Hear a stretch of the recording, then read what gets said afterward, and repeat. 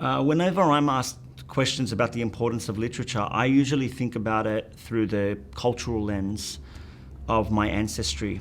And in the Islamic and Arab tradition, which was an oral tradition, we speak about literature and literacy not just as tools or skills, but as miraculous gifts from God. In fact, when you look at the Quran, which literally translates to recite, it's an orally transmitted series of revelations that came from the Prophet Muhammad to the people of Mecca and then the rest of the world.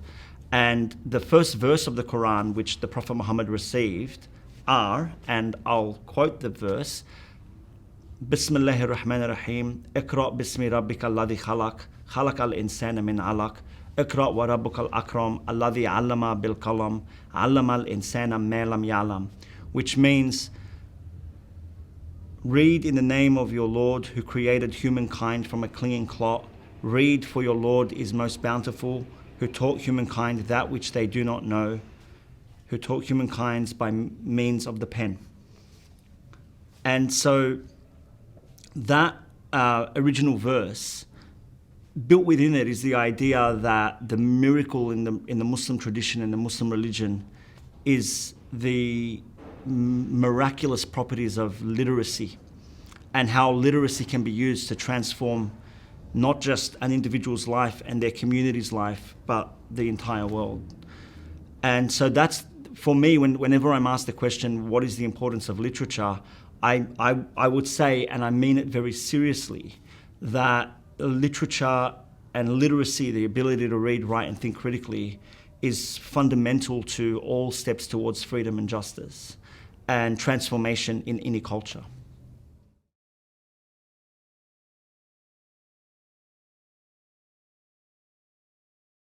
For people from minorities in Australia, for people of colour and for Indigenous writers, it's unfortunate, but it's also fortunate that the idea of writing just for the sake of writing is not necessarily a luxury we have. For me, as a minority writer, as an Arab Australian Muslim, the writing is never the goal or the outcome. For me, I think of writing as a tool. My actual goal is transformation, and using literature and using language as a means for transforming the society that we live in. And usually that needs to happen because you're under some kind of pressure, under some kind of attack. And having grown up in the western suburbs of Sydney my entire life, in a post 9/11 era where young Arab Australian Muslim men and young women from my community were being demonized and pigeonholed as drug dealers, terrorists, sexual predators, gangsters, I wanted to use my literature and my writing as a way to address those issues, not necessarily by talking about them, but also by providing alternative narratives about who we are, and providing not necessarily positive narratives. And I think that's a usual myth that is assumed about writers of colour, that everything we're doing is just about creating a more positive narrative about who we are. But not, for me, it's not necessarily about creating a positive narrative. It's more about creating a complex narrative and trying to help Australian readers and the general Australian public see us as three-dimensional human beings, not just in these kind of one-dimensional, stereotypical ways.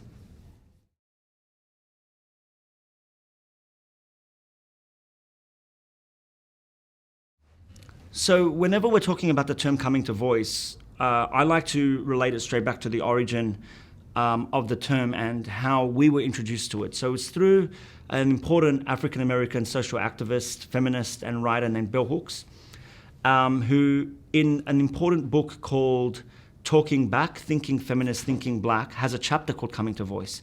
And in this chapter, she defines the term as the act of moving from silence to speech as a revolutionary gesture. And so when I was introduced to this idea, it was about the fact that we as marginalised people in Australia, minority communities, whether that's Aboriginal and Torres Strait Islander, Pacifica, Arab, Muslim, or any other cultural minority, don't only write because it's some kind of joy or pleasure, or because of its capacity to give us some kind of fame or wealth, but because it's a political act. It's a declaration of your right to exist and a declaration of the value in your story. And that is in its own way an empowering experience, that you as a member of a silenced, voiceless community are now speaking for yourself and representing yourself, and hopefully, incidentally, representing a community who have very rarely had the opportunity to speak for themselves. I also think it's important here to make it clear that when we're talking about voiceless and silenced, we don't mean that there's no one speaking about you. There's always someone speaking about you, especially if you're from a minority. And in my case, as an Arab and a Muslim, it's very common that members of the dominant white culture in Australia, in the United States, and in almost every other part of the world are the gatekeepers and are in charge of the narratives that are propagated about us.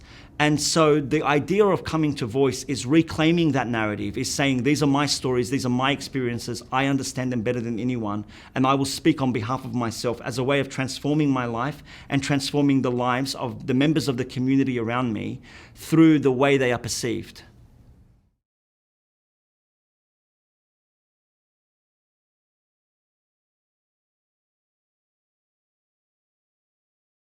When we're talking about whiteness in Australia, and when we're talking about members of the dominant white culture, it's incredibly important to understand that that's not a personal attack against anyone who happens to be from an Anglo-Celtic background. What we're talking about are structural and systemic issues that concern and affect all Australians. And for me, when I talk about the phenomenon of whiteness, I use it within an incredibly well-documented and well-researched foundation. That is usually backed up by scholars like Professor Ghassan Haj, who's an Arab-Australian anthropologist. In a fantastic book called White Nation, he defines whiteness as the fantasy position of cultural dominance born out of the history of European expansion. And I encourage any students who are participating in this course and who are listening to this video, whether you're black, brown or white, to seek out this particular book, White Nation by Ghassan Haj, to have a better understanding of how whiteness informs and infiltrates almost every aspect of Australian society and affects our consciousness.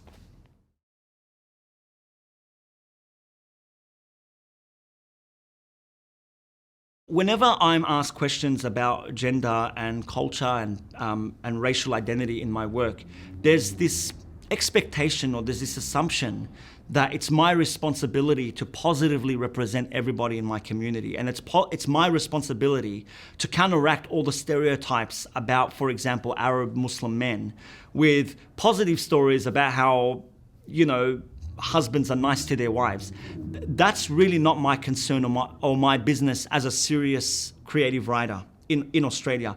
My concern is to offer complex and sophisticated portrayals of my community. And within that portrayal, you are always going to get examples of misogyny, sexism, patriarchy, homophobia, racism within the community itself. That, to me, shouldn't be controversial that we're talking about these issues. The problem for me, and this is where we come into conversations about complexity, the problem for me is that we often make it a racial issue. We often say it's because they're Arab and they're Muslim, even though the statistics, the figures, all the research demonstrates that misogyny, sexism, patriarchy in Australia, when it comes to issues like sexual assault, are across every cultural group, and that there's something else going on here. And, in my book, in my writing, I don't ever make excuses for the men in my culture. I openly talk about the misogyny that was being enacted by so many of the young men that I grew up around, and by myself, actually, as an autobiographical figure in my work. But what I think I try to do, I can't argue that I do it effectively, but what I attempt to do is create a foundation and a framework for how we understand those kinds of issues. So, for example, there's this assumption that all young Arab Australian Muslim men participate in patriarchal behavior because of the things they were learning from the sheikh or their father. But the boys that I grew up around, the Leb boys, they weren't going to the mosque on Friday. They were going to football games, like every other young Australian man. And the white men in the Australian NRL who had been implicated in all kinds of misogynist and sexually predatory behavior. These were so many of the role models for the young men that I grew up around. When we were driving to school in the morning, we weren't listening to Muslim FM. When my mum or my dad were driving me to school, I was not listening to the local sheikh filling my head with radical Islamist propaganda. I was listening to Kyle Sandilands, who on live radio asked a 13-year-old girl one time if her being raped was the only sexual experience she'd ever had. They were the people who were my role models. And we talk so much about the sheikhs in our community and their role in influencing and inspiring the young men in our culture. But we are Australian men. We also look to our Prime Minister for leadership. And when I think about the kind of vicious misogyny that Tony Abbott enacted against Julia Gillard, the first female Prime Minister that Australia ever had. And I think he plays just as significant a role in shaping my identity. And so those kinds of issues, I don't try to slap your face with those issues in my writing. They're a kind of subtext in the work that, we try to look at the undercurrents of what creates an environment of antisocial behavior and creates an environment of patriarchal or homophobic or misogynist or classist or racist discourses in the most complex way possible.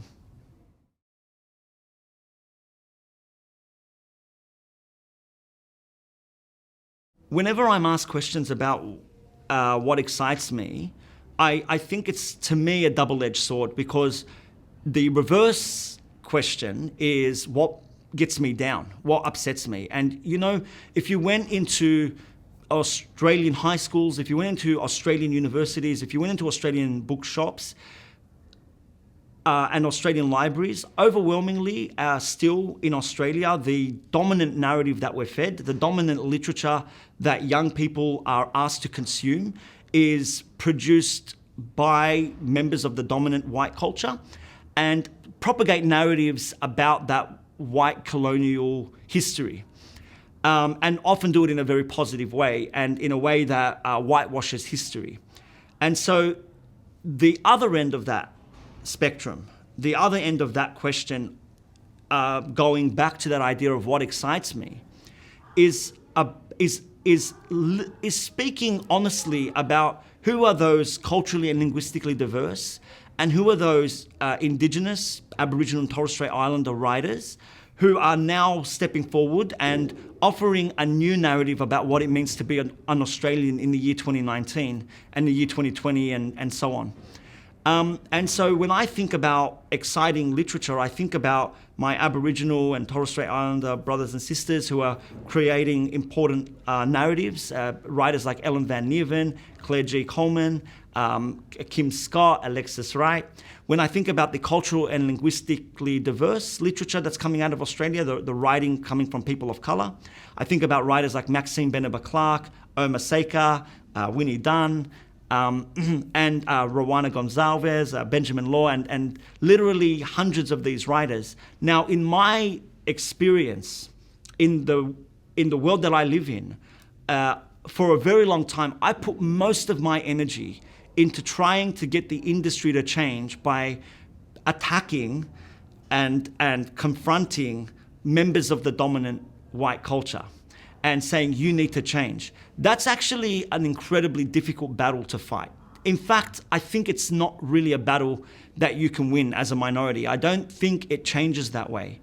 What I've done in recent years is redirected my focus. Instead of putting my energy into trying to fix white people, I put my energy into trying to support people of colour and Indigenous people and giving them the tools to speak for themselves through reading and writing. And what excites me now is that I'm working in a space that is 100% culturally and linguistically diverse and 100% run by young people from culturally and linguistically diverse and Indigenous backgrounds. And what excites me is seeing those writers coming to the forefront of Australian literature and seeing the shelves gradually changing because of that small contribution that they're making.